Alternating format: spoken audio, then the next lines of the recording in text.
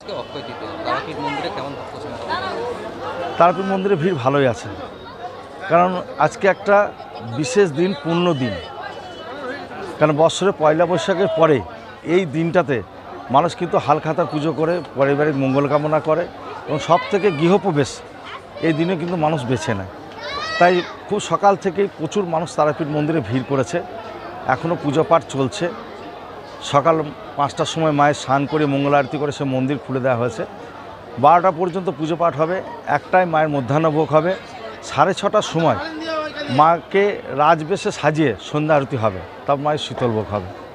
আর এই শুভ অক্ষয় তৃতীয়া উপলক্ষে আমাদের গোটা মন্দির চত্বর আলো সেজে উঠেছে।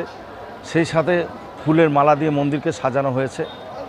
আর নিরাপত্তা ব্যবস্থাও জোরদার করা হয়েছে, যাতে ভক্তদের পুজো দেওয়ার কোনো অসুবিধা না হয়। তাই সব দিক থেকে আজকে একটা ভালো দিন। যারাই আসছে মাকে স্পর্শ করে তাদের পরিবার মঙ্গল কামনা করে, ব্যবসায়িক সাফল্য কামনা করে মায়ের কাছে যাচ্ছে। এবং আমরাও এই শুভ দিন উপলক্ষে আমরা মন্দির কমিটির সেবায়তদের পক্ষ থেকে প্রতিটি মানুষ যেন ভালো থাকে সেই প্রার্থনা মায়ের কাছে করছি। সবার যেন ভালো হয়, শুভ হোক এই অক্ষয় তৃতীয়া, আমরা এই প্রার্থনাই করি মায়ের কাছে।